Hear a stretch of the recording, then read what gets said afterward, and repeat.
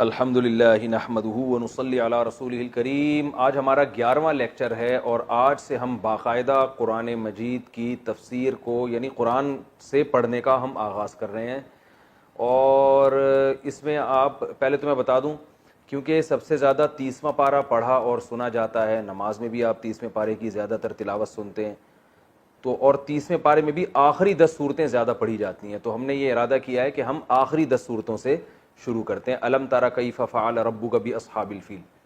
تو اس میں آپ نے ایک کام یہ کرنا ہے کہ اس درس میں آپ نے ایک تو کاپی پین لے کے اپنا رجسٹر لے کے بیٹھنا ہے، تو جو میں یہاں پر چیزیں لکھواؤں گا وہ آپ نے اپنی ڈائری میں اپنے مبارک ہاتھوں سے لکھنی ہے تاکہ آپ کو یاد رہیں۔ دوسرا، آپ نے قرآن سامنے رکھنا ہے اور یہ ذہن میں رکھیے کہ جب بھی آپ قرآن مجید کی تلاوت کریں نا، تو زندگی بھر کے لیے ایک جیسا قرآن ہی آپ نے رکھا ہے۔ قرآن جو ہے نا مختلف قسم کے چھاپے ہوتے ہیں، بعض 15 لائنوں والے، بعض 16 لائنوں والے، تو یہ بات ذہن میں رکھیں۔ حافظوں کی عادت ہوتی ہے کہ جس قرآن سے وہ یاد کرتے ہیں تو پھر پورے زندگی وہی قرآن ان کے ہاتھ میں ہوتا ہے، یعنی 15 لائنوں والا، کیونکہ اس میں یہ ہوتا ہے کہ یہ والی آیت یہاں سے شروع ہو رہی ہے، یہاں ختم ہو رہی ہے، یہ پیج یہاں سے شروع ہو کے یہاں ختم ہو رہا ہے، تو پوری زندگی کے لیے ان کے ذہن میں ایک بیٹھ جاتا ہے کہ جو میں تلاوت کر رہا ہوں نا، یہ فلاں لائن چل رہی ہے قرآن مجید کی۔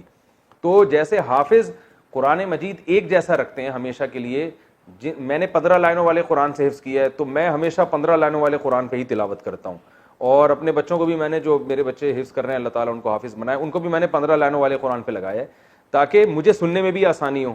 کبھی میں ان کا قرآن سنوں گا تو مجھے پتا ہوگا کہ ہماری یعنی جو سوچ ہے نا وہ سیم ہے، وہ کس لائن پہ چل رہے ہیں، مجھے پتا ہوگا یہ والی لائن وہاں ہے۔ تو آپ 15 لائن یا 16 لائن کوئی بھی ایک قرآن متعین کریں، چاہے آپ نے قرآن حفظ نہ بھی کرنا ہو تو تلاوت ہی ہمیشہ ایک قرآن سے کیا کریں، کیونکہ نا وہ لاشعوری طور پر وہ آیتیں آپ کے ذہن میں بیٹھ جائیں گی اور آپ کو پتا ہوگا کہ یہ والے پیج کے اس جگہ پر یہ آیت چل رہی ہے، یہ لاشعور میں بیٹھ جاتی ہے بات۔ تو اب آپ جب تفسیر کا آغاز کر رہے ہیں باقاعدہ، تو اس میں بھی آپ نے ایک قسم کا قرآن رکھنا ہے اپنے سامنے ہمیشہ، پھر اسی پہ تلاوت بھی کریں، اور وہ یا تو 15 لائنوں کا ہو یا 16 لائنوں کا، ایسے ہی ہے نا، دو ہی آتے ہیں نا 15 یا 16 لائنوں والے، تو ان دونوں میں سے کوئی ایک ہمیشہ کے لیے آپ متعین کر لیں۔ پھر وہ بے شک بعض چھوٹے سائز میں بھی ہوتے ہیں، بڑے سائز میں بھی ہوتے ہیں، لیکن ان کی ترتیب ایک ہی جیسی رہتی ہے۔ تو ایک جیسا قرآن آپ نے اپنے سامنے رکھنا ہے، اور جو صورت میں یہاں پڑھاؤں گا وہ قرآن میں آپ کے سامنے ہونی چاہیے، اور ایک رجسٹر ہونا چاہیے، ایک پین ہونا چاہیے، اس میں آپ نے یہ چیزیں نوٹ کرنی ہے جو میں یہاں آپ کو بتا رہا ہوں۔ اور بہتر طریقہ یہ بھی ہے کہ آپ ایک قرآن لے کے چاہے تو ایک ایسا قرآن خرید لیں جس میں حاشیہ پہ جگہ بہت زیادہ ہو، تو وہیں پہ نوٹ آپ لکھ سکتے ہیں، تو جس میں آپ کو سہولت ہو۔ الحمدللہ نحمدہ ونصلی علی رسولہ الکریم۔ آج ہمارا تفسیر کا پہلا لیکچر، یعنی تفسیر سے میری مراد ہے کہ گرامر کے بعد جو باقاعدہ قرآن سے ہم صورتوں کا آغاز کریں گے، اس کا آج پہلا لیکچر ہے۔ تو یہ پہلے میں 10 لیکچر تو دے چکا ہوں، یہ گرامر کے ہیں، اس کے بعد انشاءاللہ ہم آگے تفسیر پڑھیں گے۔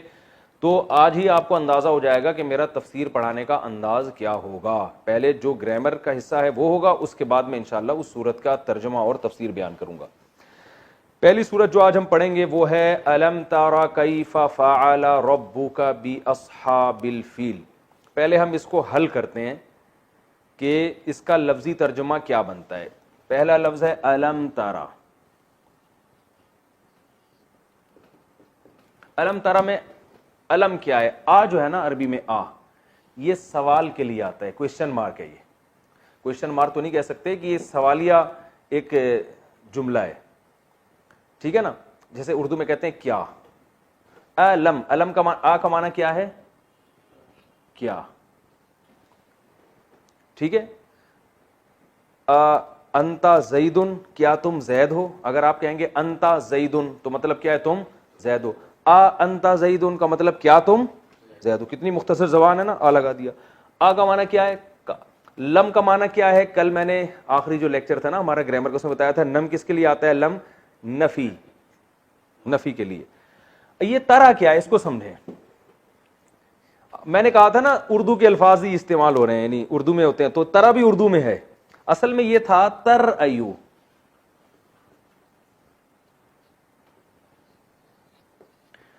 یہ کس سے ملتا جلتا ہے؟ تضربو یا تسمعو کی طرح، تسمعو۔ تضربو کا معنی مارتا ہے یا مارے گا، اور تسمعو کا معنی تو سنتا ہے یا سنے گا. تو تسمعو اور تضربو سے ملتا جلتا ہے. ترایو، ترایو آپ نے یہ لفظ سنا ہے رؤیت، رؤیت ہلال ہے کہ نہیں ہے؟ اردو میں اس کی مثال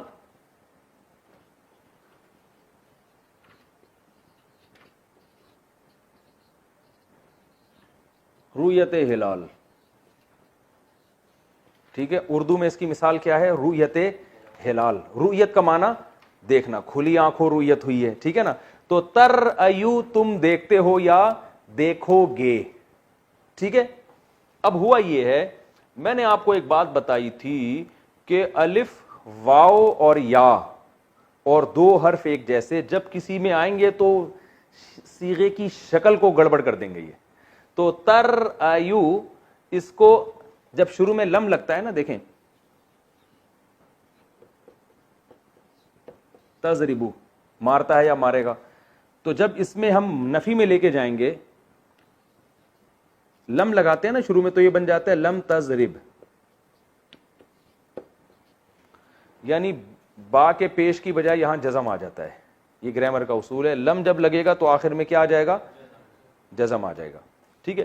تو ترایو میں کیا کیا ہم نے؟ اس کو ترایو بنا دیا. ترایو پڑھنا مشکل ہو رہا تھا، کیا بنا دیا؟ ترایو. یہ آپ کو پوری تفصیل یاد کرنے کی ضرورت نہیں ہے، میں صرف یہ لفظ کا مفہوم آپ کے دماغ شریف میں بٹھانے کے لیے اتنی ڈیٹیل بتا رہا ہوں کہ یہ یہی ہے جو چینج ہو کے ایسے پڑھا جاتا ہے. تو رؤیت کا لفظ آپ کو یاد رہے گا. تو میں جب آپ سے یعنی جو لائیو سیشن میں جو لوگ آئیں گے نا، تو ان سے جب میں سوال پوچھوں گا تو میرا اسی قسم کا ہوگا، ترایو اردو میں کس لفظ سے ملتا ہے، اور یہ جو گرامر آپ نے پڑھی ہے اس میں کس سے ملتا جلتا ہے. تو ہم نے جو پڑھی ہے تضربو اور تسمعو سے ملتا جلتا ہے یہ. تو ترایو سے بنا دیا اس کو ترا، اور شارٹ کر دیا، ٹھیک ہے نا. ترایو تھا، پھر ترایو بنایا، پھر کیا بنا دیا؟ ترا. اس یہاں تک کیسے پہنچا، گرامر کیا، اس کی ڈیٹیل میں جانے کی چندہ ضرورت نہیں ہے. بس اتنا ذہن میں ہو کہ ترا جو ہے نا، یہ میں نے بتایا تھا کہ واو الف یا اور دو حرف ایک جیسے کہیں آئیں گے تو یہ حروف گڑبڑی ہیں، یہ صیغے کی شکل کو کیا کر دیں گے؟ بگاڑ دیں گے. تو ترایو کو شارٹ فارم میں کیا کر دیا؟ ترا، ٹھیک ہے نا. تو ترا یہ اصل میں تضربو جیسا ہی ہے. اور لم لگ گیا تو پاس بھی ہو گیا اور نفی بھی ہو گیا. تو اب الم ترا کا ترجمہ کیا ہو گیا؟ الم ترا کیا تم نے نہیں دیکھا، ٹھیک ہے نا. ترایو کا مطلب تھا تم دیکھتے ہو یا دیکھو گے. ترایو کو شارٹ میں ترا بنا دیا، لم سے پاس میں چلا گیا. الم ترا، لم ترا تم نے نہیں دیکھا، الم ترا کیا تم نے نہیں دیکھا. تو الم ترا کا ترجمہ کیا ہوا؟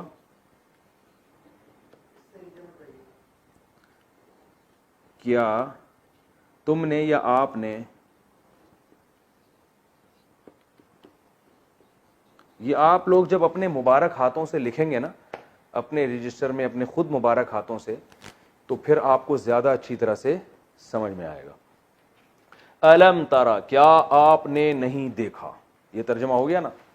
اچھا، یہ ہم جیسے جیسے تفسیر پڑھتے چلے جائیں گے گرامر کا حصہ خود بخود کم ہوتا چلا جائے گا، چونکہ جو باتیں بار بار آئیں گی پھر ہم ریپیٹ نہیں کریں گے تو وہ آہستہ آہستہ آہستہ آہستہ خود ہی سمٹ کے، اور آپ کو انشاءاللہ جب آپ اسی طرح سے آیتیں سمجھیں گے اور تلاوت کریں گے تو آپ کو خود بھی بہت سی آیتیں خود سے پہلے سے ہی آ رہی ہوں گی.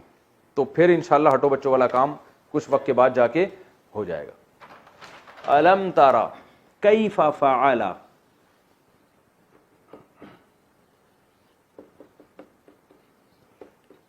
بہت مزیدار جملہ ہے، یہ بہت آسان ہے. کیفا کیسے، عربی میں پوچھتے ہیں کیفا حالک، کیا حال ہے بھائی.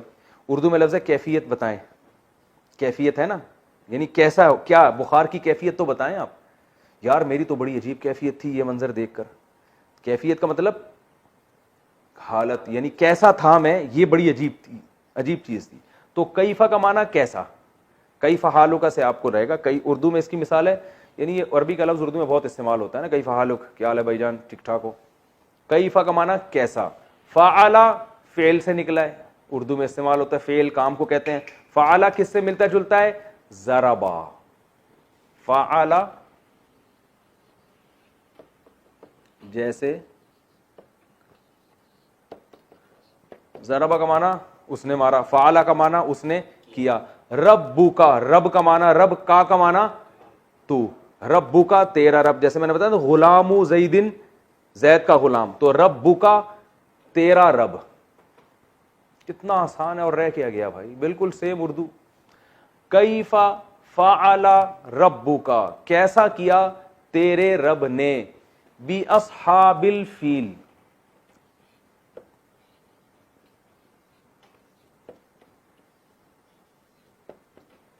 اصحاب کہتے ہیں ساتھی کو, صاحب, صاحب کی جمع کیا ہے,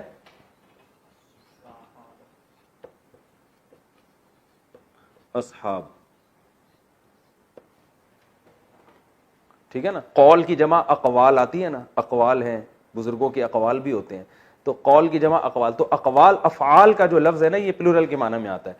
صاحب کی جمع اصحاب, اور صاحب کسے کہتے ہیں, ساتھ رہنے والا, صحبت سے نکلا ہے یہ,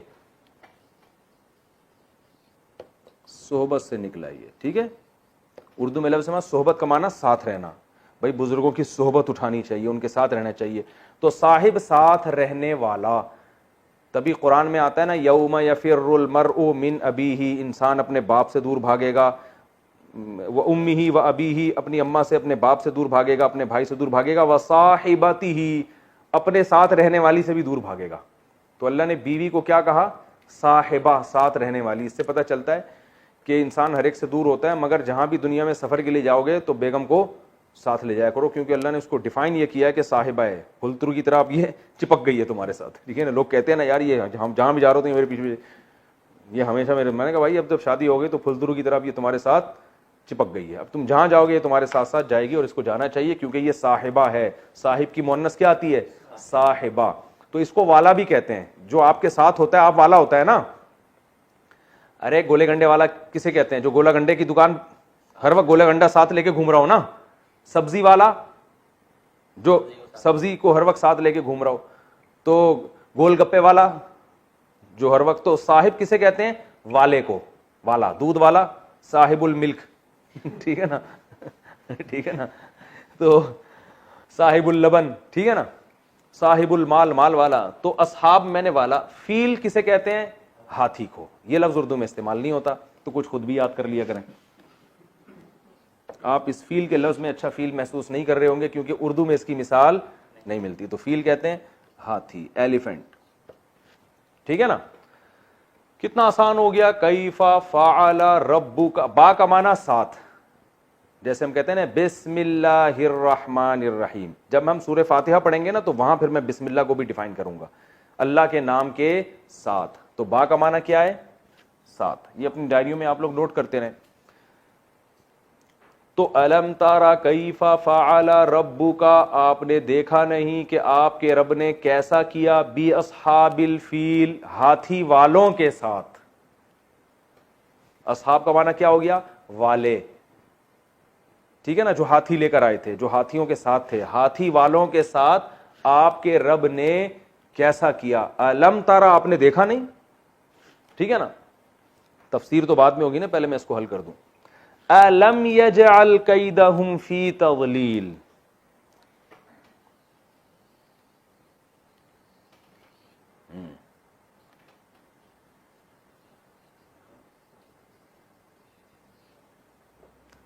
لم یجعل, آ کا معنی وہی ہے, لم کا معنی نہیں. یجعل یسمعو کی طرح. جعل کا معنی ہوتا ہے بنانا.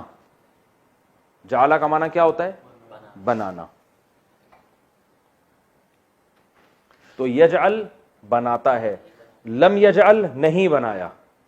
لم یجعل کیا نہیں بنایا اس نے. کیدہم, قید کہتے ہیں تدبیر کو.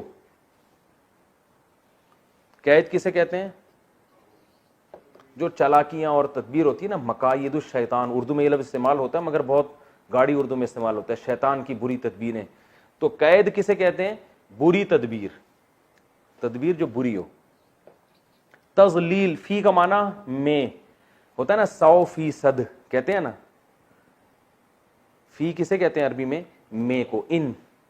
100%, صد فارسی کا لفظ ہے, 100 کو کہتے ہیں. فی کا معنی میں اور 100 کا معنی 100, تو 100 میں 100, اردو میں کہتے ہیں نا 100%, یہ بات درست ہے, یعنی 100 میں 100 یہ بات درست ہے. تو فی کا معنی یہاں سے آپ یاد رکھیں کہ فی کا لفظ جو ہے نا 100% میں استعمال ہوتا ہے. تو فی تضلیل، تضلیل اردو میں استعمال ہوتا ہے ضلالت. کیا ضلالت ہے یار، ہیں یعنی درست چیز نہیں ہے، باطل چیز کو بھی کہتے ہیں. تو تضلیل باب تفعیل، تسبیح. کیا خیال ہے کون سا باب ہے؟ باب تفعیل. کیا مطلب؟ کسی چیز کو ضلالت کر دینا. ضلالت کا مطلب خراب کر دینا، باطل کر دینا. یہ ضلالت سے نکلا ہے. گمراہ کو بھی ضال کہتے ہیں نا، وہ بھی باطل ہوتا ہے. تو تضلیل باطل کر دینا، ٹھیک ہے نا، باطل کرنا.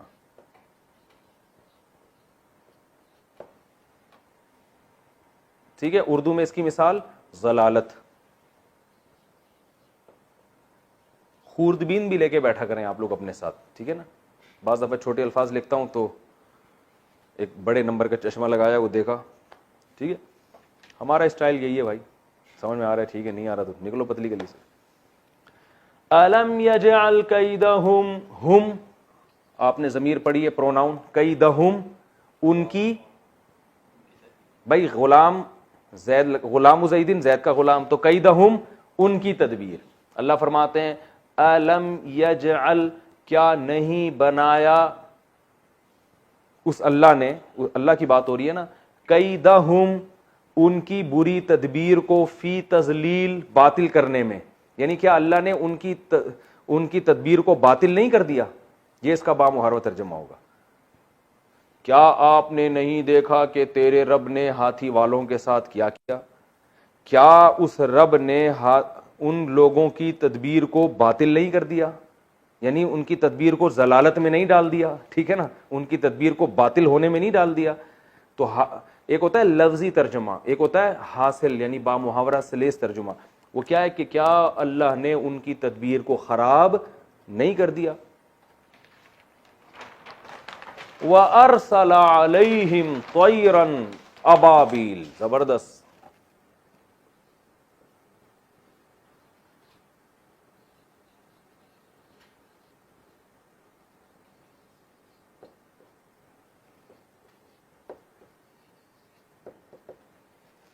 واو کا معنی اینڈ، اور ارسلا اکرما کی طرح ہے. ارسلا اکرما آپ نے پڑھا ہے، اکرما ضربا پھر اکرما، باب اکرام سے آتا ہے اکرما، اکرام کیا اس نے. ارسلا کا معنی بھیجا، اردو میں استعمال ہوتا ہے ارسال. ویسے تو پارسل بھی کہتے ہیں نا، وہ انگلش سے نکلا، لیکن وہ بھی ملتا جلتا ہے. پارسل، پارسل کر یار ادھر بھیج، ارسال. ٹھیک ہے نا. رسالہ آیا ہے میرے پاس کہتے ہیں نا. رسالہ وہ چیز ہوتی ہے جو کسی نے بھیجی. رسول، رسول کو رسول کیوں کہتے ہیں؟ اللہ نے ان کو بھیجا ہے، اللہ کا پیغمبر بن کے آئے ہیں، تو قاصد بن کے آئے. تو ارسلہ کا معنی کیا ہوا؟ بھیجنا. رسالت سے نکلا ہے. ارسلہ بھیجا اس اللہ نے، ارسلہ بھیجا اس اللہ نے. علیہم، علی کا معنی ہوتا ہے پر. علی کا معنی کیا ہوتا ہے؟ یہ پر کا معنی وہ پرندوں کے پر نہیں، کسی چیز کے اوپر. جب علیہم، ہم ضمیر، ہوا ہما ہم، ایسا آتا نا، ہم اور ہم ایک ہی چیز ہے، ان سب مردوں کے لیے. تو ان سب لوگوں پر. طیرن پرندے کو کہتے ہیں، اردو میں استعمال ہوتا ہے طیارہ. ایک طیارہ گر کے تباہ ہو گیا کہتے ہیں کہ نہیں کہتے؟ تو طیارے کو طیارہ کیوں کہتے ہیں؟ اڑ رہا ہوتا ہے. طائر عربی میں پرندے کو کہتے ہیں. تو اردو میں اس کی مثال کیا ہے؟ طیارہ، جہاز. طیرن پرندہ. وَأَرْسَلَ عَلَيْهِمْ طَيْرًا اللہ نے ان پر پرندے بھیجے. یہاں مراد جمع ہے، پرندے بھیجے. ابابیل جھنڈ کے جھنڈ. ابابیل کسی خاص پرندے کا نام نہیں ہے. ابابیل جو ہے نا، یہ ایک مشکل لفظ ہے جو اردو میں استعمال نہیں ہوتا. ابابیل اصل میں جمع ہے ابالا کی. ابالا، ابالا کہتے ہیں لکڑیوں کی ایک گٹھری کو. لکڑیوں کی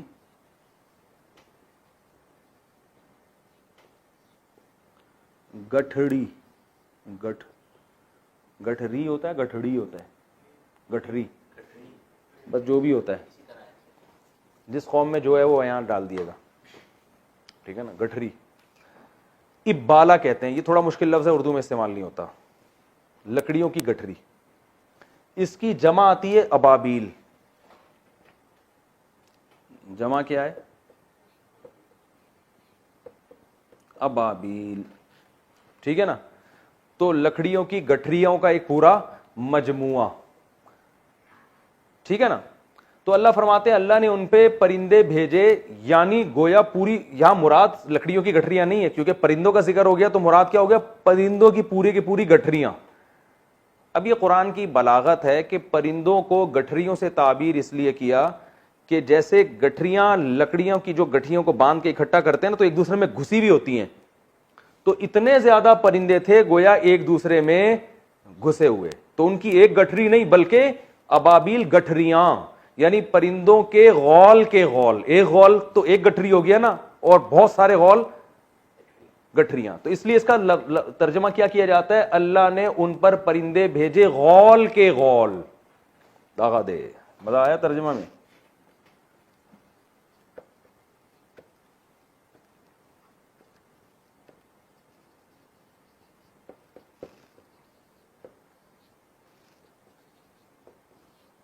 ہم اس کا ترجمہ کیا کرتے ہیں, اللہ نے کو ابابیل پرندہ بھیجا.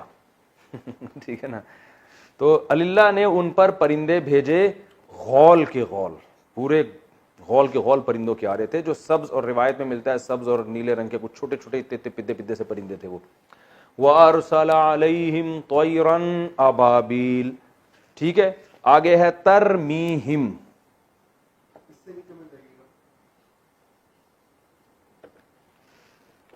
ترمی, پہلے ہم ترمی کو کرتے ہیں, ہم کو بعد میں. ہم کا مطلب تو وہ سب آسان ہے. ترمی کیا ہے؟ ترمیو. ترمیو کس سے ملتا ہے؟ تضریبو. بہترین.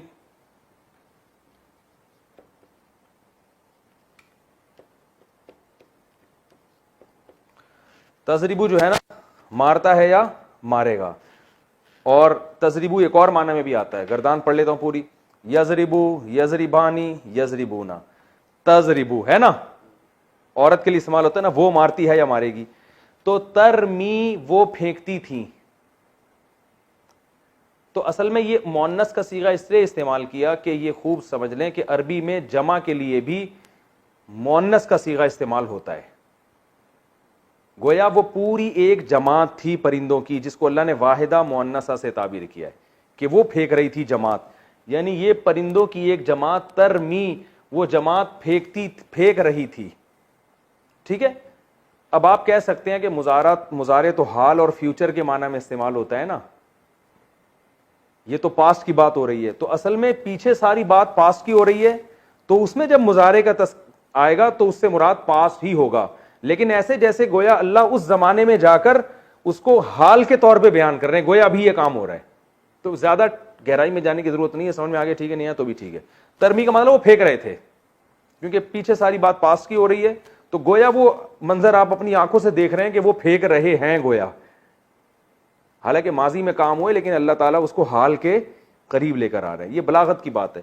ترمی, ترمی کا معنی رمی کیسے کہتے ہیں عربی میں؟ پھینکنے کو.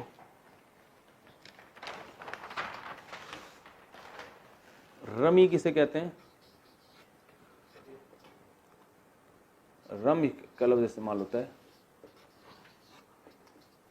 دیکھو یہ ہم جب وہ حج میں جاتے ہیں نا تو رمی کرتے ہیں کہ نہیں کرتے, 7 کنکر پھینکتے ہیں, تو وہاں سے آپ کو یاد رہے گا رمی کا معنی کیا ہے, پھینکنا. ترمیو وہ پھینکتے تھے, وہ پرندے پھینک رہے تھے. ترمی آخر میں چونکہ یا آ رہا ہے نا, تو ترمیو کو ترمی کر دیا. میں نے بتایا تھا واو الف اور یا گڑبڑ کریں گے ہمیشہ, تو ترمیو کو کیا بنا دیا؟ ترمی. تو وہ پرندے پھینک رہے تھے ہم ان کے اوپر, ان کو مار رہے تھے. بحجارہ,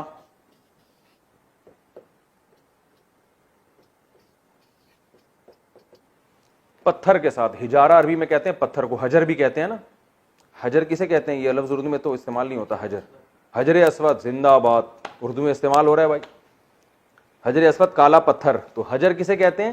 پتھر کو. ہجارہ بھی پتھر کو. تو ہجارہ جیسے حجر اسود, اردو میں اس کی مثال. یہ سب مثالیں آپ نے اپنی ڈائری میں لکھنی ہے تاکہ آپ کو ہنٹس رہے نا, یاد رہے.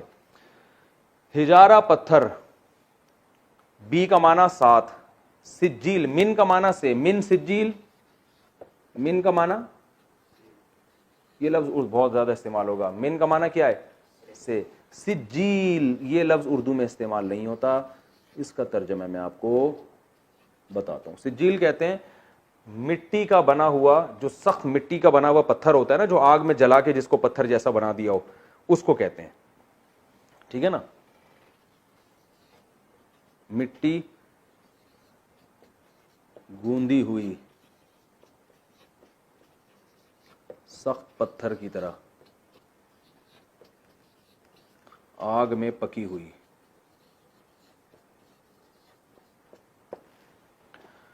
صحیح ہے نا. تو اللہ فرماتے ہیں وہ پتھر کے ذریعے ان کو مار رہے تھے. با کا معنی ساتھ, یعنی پتھر کے ساتھ ان کو مار رہے تھے.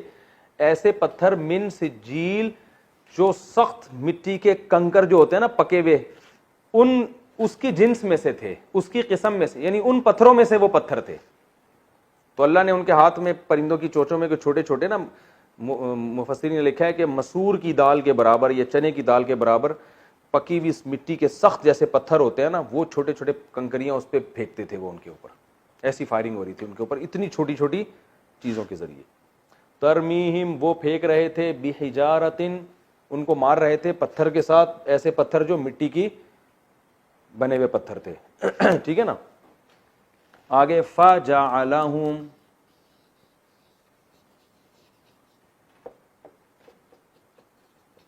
فا کا معنی پھر, فا آتا ہے اس پھر کے لیے جو فوراً ہو. ٹھیک ہے نا. جیسے میں کہتا ہوں میرے پاس زید آیا, فا امرن, پھر امر آیا, تو پھر کا مطلب فوراً بعد, اسی کے فوراً بعد, یہ نہیں کہ ایک سال کے بعد. اور اگر تاخیر ہو تو پھر ثم کا لفظ استعمال ہوتا ہے. میرے پاس زید آیا ثم امرن, اس کے کچھ ٹائم کے بعد امر آیا. ڈائری میں نوٹ کر لے. فجعل, جعل پڑھ چکے ہیں آپ, جعل کا معنی بنانا, یجعل میں آیا تھا نا. فجعلہم, پھر اس پرندوں نے بنا دیا, یا اللہ نے بنا دیا, دونوں طرف نسبت ہو سکتی, اللہ نے بنا دیا ہم ان لوگوں کو, کعصفن,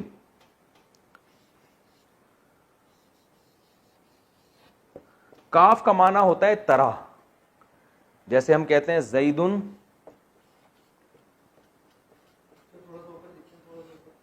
کل اسد, کل اسد, اسد کہتے ہیں شیر کو, شیر کی طرح ہے. ٹھیک ہے نا. کا معنی کیا ہے یہ یاد کر لیں آپ, جب کا لگے گا طرح, یعنی سیم اس جیسا, تشبیہ کے لیے استعمال ہوتا ہے. ہی از لائک دس, کہتے ہیں نا لائک, انگلش میں کیا ہے لائک, جو یعنی سیم اس کی طرح ہے. تو کا عصفن, عصف کہتے ہیں بھوسے کو,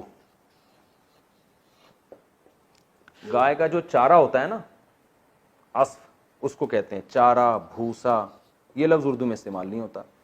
اور ایک آخر میں لفظ رہ گیا مأکول, بہت آسان, مزہ نہ ہے پیسے واپس. فجعلہم کعصف مأکول, سوری,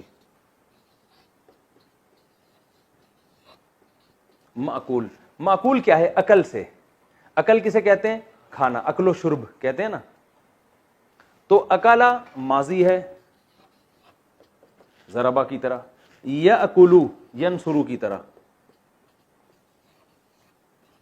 وہ کھاتا ہے یا کھائے گا. آکلن قاتلن کی طرح, کھانے والا.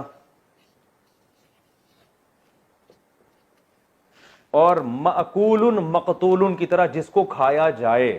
یہ ہو گیا نا مأکول. اس کے بعد بھی اگر تفسیر کسی کے سمجھ میں نہیں آ رہی نا, تو پولیس بھی اس کو سمجھا نہیں سکتی. اس سے زیادہ میرا خیال ہے کہ آسان طریقہ ہو نہیں سکتا. مأکول جس کو کھایا جائے, یہ اس میں مفعول ہے. ٹھیک ہے نا, جسے کھایا جائے. تو اب عصف معقول کیا ہو گیا, عصفن معقولن, وہ بھوسا جسے کھایا گیا ہو. ایک تو بھوسا ویسے ہی بھوسا ہوتا ہے, اوپر سے وہ جانور نے کھا کے اس کا جو حال کیا ہوتا ہے, ٹھیک ہے نا, وہ کیا بن چکا ہوتا ہے. تو اللہ فرماتے ہیں فجعلہم, قرآن میں دیکھیں اللہ کہتے ہیں بنا دیا اللہ نے ان کو, کعصفن, ایک بھوسے کی طرح, ایسا بھوسا معقول جو کھایا ہوا ہوتا ہے. تو اس کا بامحرف ترجمہ ہوتا ہے اللہ نے بنا دیا ان کو کھائے ہوئے بھوسے کی طرح. ٹھیک ہے، تو اب میں سمجھ میں آ گیا نا یہ. اب میں اس کا لفظی ترجمہ کرتا ہوں. الم تر کیف فعل ربک باصحاب الفیل، کیا آپ نے دیکھا نہیں کہ تیرے رب نے ہاتھی والوں کے ساتھ کیسا سلوک کیا. الم یجعل کیدہم فی تضلیل، کیا اس اللہ نے ان کی تدبیر کو باطل نہیں بنا دیا، باطل نہیں کر دیا. الم یجعل کیدہم فی تضلیل وارسل علیہم طیرا ابابیل، اور اس اللہ نے بھیجے ان لوگوں کے اوپر پرندے غول کے غول، جھنڈ کے جھنڈ، جماعتوں کی جماعتیں. ترمیہم، وہ پرندے پھینک رہے تھے ان لوگوں کے اوپر، بحجارۃ، ایسے پتھروں کے ساتھ، یعنی ترمی کا معنی فائرنگ کر رہے تھے، پھینک رہے تھے ایسے پتھروں کے ساتھ، بحجارۃ، ایسے پتھروں کے ساتھ، من سجیل، جو سجیل کے پتھر تھے، یعنی سخت مٹی کے جیسے پتھر ہوتے ہیں نا، وہ والے پتھر تھے. فجعلہم، پس، فا کا معنی ہوتا ہے پس بنا دیا اللہ نے ان کو، کعصفن، ایک بھوسے کی طرح، معقول، کھایا ہوا بھوسا، ایسے بنا دیا جیسے کھایا ہوا بھس ہوتا ہے. یہ اس آیت کا لفظی ترجمہ ہے. ٹھیک ہے بھائی، کتنا ٹائم رہ گیا؟ 9 منٹ. ہم اس کی تفسیر بھی کمپلیٹ کر دیتے ہیں، بہت آسان ہے. ہوا یہ تھا کہ رسول اللہ صلی اللہ علیہ وسلم کی ولادت سے 50 دن پہلے یہ ہوا کہ یمن میں جو حبشہ کا بادشاہ تھا نا، حبشہ کے بادشاہ کا گورنر تھا یمن میں، اس کا نام تھا ابرہہ. وہ تھا عیسائی، سارے عیسائی تھے اس وقت، ان علاقوں کے جتنے لوگ تھے. اس نے ایک کنیسہ بنایا، چرچ بنایا. اب ظاہر ہے چرچ میں وہ رش اس دور میں بھی نہیں ہوتا تھا جو بیت اللہ میں ہوتا ہے. اس دور میں بھی بیت اللہ میں لوگ زیادہ جاتے تھے، کیونکہ حج بیت اللہ میں اس دور میں بھی ابراہیم علیہ السلام کے دور سے چلا آ رہا تھا. تو اس نے کہا یار یہ کیا مسئلہ ہے، عرب جن کو کچھ آتا واتا نہیں ہے اور ان کی زمین ریگستان پر مشتمل ہے، نہ کھانے کو نہ پینے کو، لیکن ان کے پاس ایک گھر ہے جہاں ساری دنیا حج کے لیے جاتی ہے، اور ہماری جو کنیسہ میں اور چرچ میں کوئی بھی نہیں آتا. تو اس نے کیا کیا، وہاں پہ حج شروع کر دیا، اعلان کر دیا یہاں حج ہوگا، پبلک یہاں آئے گی. عربوں کو غصہ آیا تو کسی عرب نے یمن میں نا، وہاں جا کے، بعض روایات میں ملتا ہے وہاں قضائے حاجت کر دی اس کے جا کے چرچ میں، بعض میں آتا ہے کہ آگ لگا دی، کچھ بھی، یعنی جو بھی ہوتا ہے. اس کو غصہ آیا، اس نے کہا ایسی کی تیسی میں بہت بڑا لشکر لے کر مکہ پہ حملہ کروں گا اور بیت اللہ کو گرا دوں گا، خانہ کعبہ کو گراؤں گا، تاکہ حج جو ہے نا اب یہاں ہوا کرے، پبلک وہاں نہ جایا کرے. اتنا بڑا لشکر لے کر وہ آیا، تو ظاہر ہے عربوں میں اتنے بڑے لشکر سے لڑنے کی طاقت نہیں تھی. تو ابرہہ نے، کیونکہ اس وقت نبی صلی اللہ علیہ وسلم کے دادا حضرت عبد المطلب وہ بیت اللہ کے متولی تھے، رکھوالے تھے، بیت اللہ کی حفاظت میں مامون تھے، اور ان کو اسی وجہ سے فضیلت حاصل تھی. تو ابرہہ نے ان سے ڈائریکٹ رابطہ کیا اور ان سے کہا کہ ہمارا مقصد آپ سے پھڈے بازی، آپ سے لڑائی نہیں ہے، ہم صرف بیت اللہ کو گرانے آئے ہیں اور گلا کر پتلی گلی سے نکل جائیں. پتلی گلی تو نہیں کہا، وہ میں کہہ رہا ہوں، تو نکل جائیں گے. عبد المطلب نے دیکھا کہ اتنا بڑا لشکر ہے، ہم میں اس سے لڑنے کی طاقت نہیں ہے. تو عبد المطلب نے یہ ارادہ کیا کہ بھائی ہم نہیں لڑ سکتے ان سے، اور یہ بھی کہا کہ اللہ کا گھر ہے، اللہ اس کی حفاظت کرے گا. اور وہ عبد المطلب کے اونٹ بھی لے گیا تھا، لڑائی کے دوران آیا نا، پہلے حملہ کیا تو اونٹ لے گیا. تو عبد المطلب نے ان سے اونٹ چھڑوا لیے، کہا کہ بھائی یہ میرے ہیں، میں اس کا مطالبہ کرتا ہوں، باقی رہا تک جہاں تک گھر کا معاملہ ہے اللہ کے گھر کا، تو اللہ ہے جو اس کی حفاظت خود کرے گا، اللہ کا گھر ہے. کیونکہ اسباب کی دنیا میں ان میں لڑنے کی طاقت تھی نہیں، ان کو پتا تھا ہم لڑیں گے تو مارے جائیں گے سارے. ابرہہ کے پاس تھے بہت بڑے بڑے ہاتھی، اور عرب ہاتھیوں کی جنگ سے ویسے بھی مانوس نہیں تھے، وہ تو گھوڑے کی لڑائیوں کے عادی تھے، ہاتھی تو وہ دیکھے نہیں تھے ان لوگوں نے کبھی. آج بھی عرب کے ریگستانوں میں ہاتھی کی تو خوراک اتنی ہوتی ہے، اس کو تو بہت زیادہ گھاس چاہیے اور بہت خوراک چاہیے اس کو، بہت زیادہ.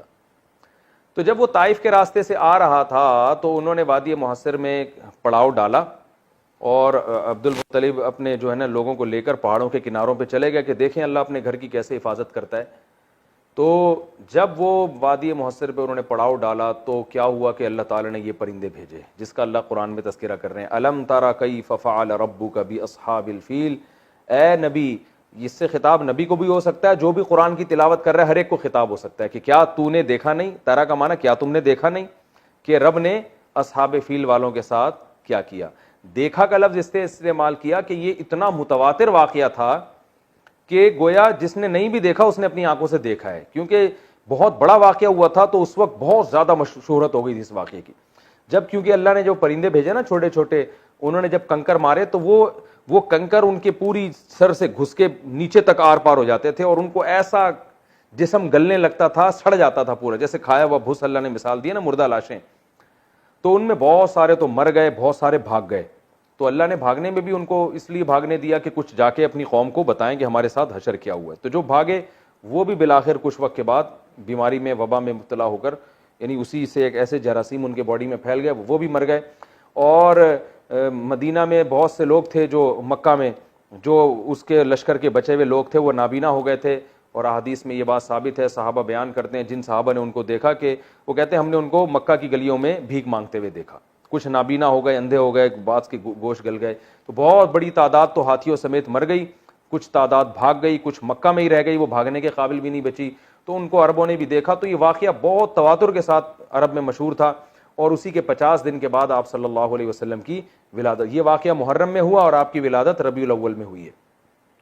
تو یہ اللہ نے آپ صلی اللہ علیہ وسلم کے دنیا میں آنے سے پہلے ایک معجزے کو ظاہر کیا. تو یاد رکھیں اس کا یہ مطلب نہیں ہے کہ جو بھی بیت اللہ پہ کوئی گرانے کی کوشش کرے گا تو اللہ اوپر سے ابابیل بھیجیں گے، یہ ایک واقعہ ہو گیا.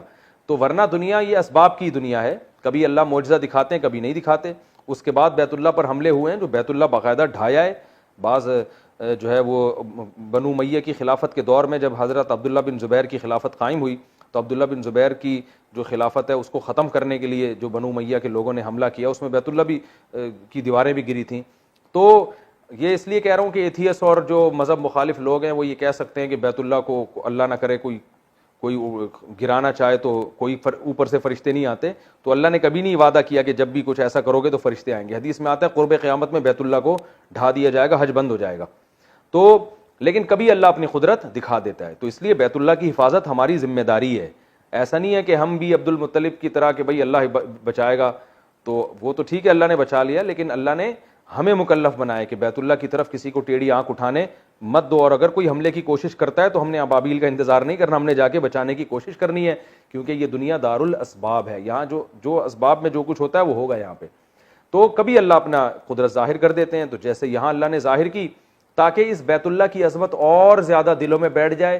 اور اللہ یہ چاہتے تھے کہ محمد صلی اللہ علیہ وسلم کا ظہور ہونے والا ہے تو اس جگہ کا مقدس ہونا پوری دنیا مان لے، اور پھر اس جگہ جو پیغمبر پیدا ہوں گے ان کو بھی لوگ مان لیں. تو یہ نبی کے دنیا میں آنے سے پہلے نبوت کی تیاریاں ہو رہی تھیں. تو جلدی سے میں بس بات کو کمپلیٹ کرتا ہوں. اور زمزم کا چشمہ دوبارہ دریافت ہو گیا، وہ بھی یہ نبی کے آنے سے پہلے ہوا ہے، وہ بھی نبی کی آمد کی تیاری ہیں. تو اللہ نے کیا فرمایا، بس یہ میں ترجمہ کر کے کمپلیٹ کر رہا ہوں اس کو. الم تری کیف فعل ربک باصحاب الفیل. کیا آپ نے دیکھا نہیں تیرے رب نے ہاتھیوں والوں کے ساتھ کیا کیا. الم یجعل کیدہم فی تضلیل. اللہ نے کیسے ان کی تدبیر کو باطل کر دیا. اور وارسل علیہم طیرا ابابیل. ان پر چھوٹے چھوٹے پرندے بھیجے، پرندوں کے جھنڈ بھیجے. اور ترمیہم بحجارۃ من سجیل. جو پتھروں سے ان کو مارتے تھے. فجعلہم کعصف ماکول. کھائے ہوئے بھس کی طرح بنا دیا. اس سے ہمیں اسباق کیا ملتے ہیں؟ ایک بیت اللہ کی عظمت. یہ اسباق بھی آپ ڈائری میں نوٹ کر کے لکھیں. بیت اللہ کی عظمت، اللہ کی نظر میں بیت اللہ کوئی معمولی چیز نہیں ہے. دوسری بات، نبی صلی اللہ علیہ وسلم کی آمد اور آپ کی نبوت کی بھی یہ دلیل ہے یہ واقعہ، کہ یہ واقعہ جو ہے نبی صلی اللہ علیہ وسلم کے آنے سے پہلے آپ کی عظمت کو ظاہر کرنے کے لیے کیا گیا. دوسرا سبق یہ ملتا ہے. تیسرا سبق، اللہ کچھ کرنے میں اسباب کا محتاج نہیں. آج یہ وائرس، کرونا وائرس پھیلا ہوا ہے نا دنیا میں، پوری طاقتیں جناب، بڑی بڑی طاقتیں ہتھیار ڈال چکی ہیں. ایک چھوٹے سی اللہ نے، ابابیل تو پھر بھی اتنا بڑا پرندہ تھا نا، یہ تو بیکٹیریا جو عام وائرس ہوتا ہے اس سے بھی 200 گنا سے بھی زیادہ چھوٹا ہے. تو یہ اتنے سے وائرس نے پوری دنیا کو ہلا دیا. تو آپ سب کچھ اسباب اور وسائل پہ توکل کر کے نہیں بیٹھ سکتے. آپ کو اسباب بھی اختیار کرنے ہیں، نظر کس پہ رکھنی ہے؟ اللہ پہ. وہ چاہے گا تو حفاظت ہوگی، نہیں چاہے گا تو کچھ بھی نہیں ہو سکتا. آپ کی سائنس ٹیکنالوجی ساری دھری کی دھری رہ جائے گی. تو اللہ جب چاہتا ہے اپنے بندوں کی حفاظت کرتا ہے. پرندوں کے ذریعے بھی دیکھیں، اللہ توپے بھی بھیج سکتا تھا آسمان سے، لیکن اللہ نے پرندے بھیجے یہ بتانے کے لیے بھائی تم ہمارے پرندوں کا بھی مقابلہ نہیں کر سکتے. تو ہمارے فرشتوں کا کہاں سے مقابلہ کرو گے؟ تو یہ اس صورت میں ہمیں اسباب ملتے ہیں اور ہمیں اس میں سبق ملتا ہے کہ ہم اللہ کی نافرمانی سے بچیں، اور پھر ہمیں رزق کی تنگی کا خوف ہو تو اللہ پہ نظر رکھیں کہ بھئی اللہ کچھ کرنے میں اسباب کا محتاج نہیں ہے، عزت بھی وہ بغیر سبب کے دے سکتا ہے، پیسہ بھی دے سکتا ہے، تو سب سے پہلے اللہ کو راضی کرنا ہے، باقی سارے کام بات کے ہیں۔ اللہ تعالیٰ سمجھنے کی، عمل کرنے کی توفیق عطا فرمائے۔ کل جو ہم درس پڑھیں گے انشاءاللہ لی ایلافی قریشن کا پڑھیں